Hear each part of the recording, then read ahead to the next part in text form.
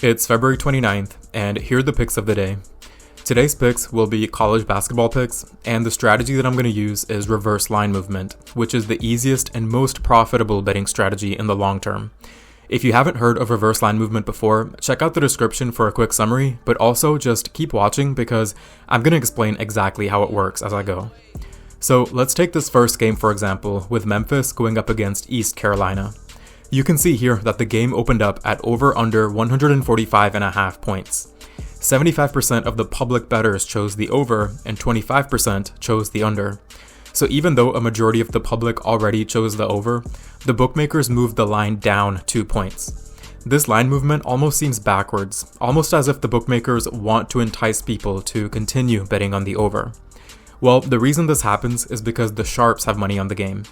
Sharp bettors, also known as professional bettors, are individuals who are considered highly knowledgeable and skilled in sports betting.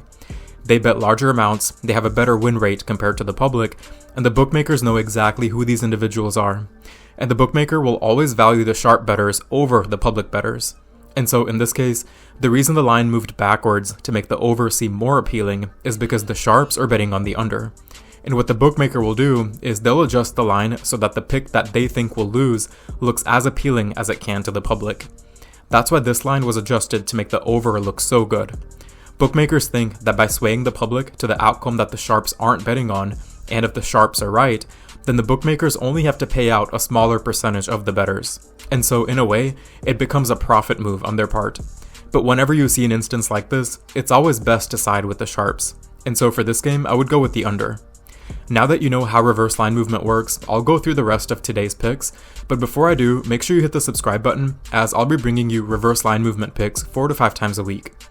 For the next matchup between Stony Brook and Drexel, the line opened up at 139.5 points, with the majority of the public betting on the over.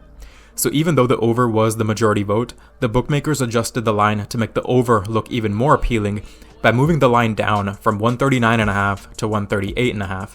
And this means that the sharps are betting on the under. So in this game, I would go with the under. For the next matchup between Merrimack College and Fairleigh Dickinson, the line opened up at 146.5 points, with the majority of the public betting on the under. So even though the under was the majority vote, the bookmakers adjusted the line to make the under look even more appealing by moving the line up from 146.5 to 147.5. And this means that the sharps are betting on the over. So in this game, I would go with the over. And that'll do it for today's reverse line movement picks. As always, be sure to subscribe if you haven't already to stay up to date on my uploads, and I'll see you all in the next one. Peace.